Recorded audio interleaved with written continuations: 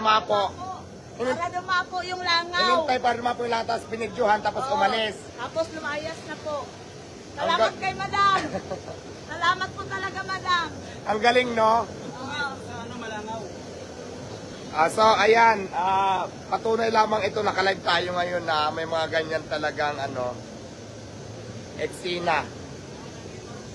Ano nga ulit? So, kumain dito, nag-order, Tapos inantay yung langaw na dumapo. tapos iniwan, binidyohan. Pinicturan. Iniwan. Baka ibubos niya na yun. Maya-maya, antayin nyo na lang. May content na siya.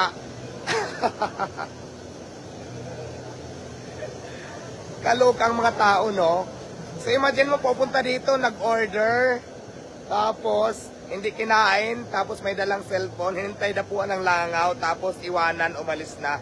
So di ba maliwanag na nagko-content dito para masiraan ako? So, huwag na natin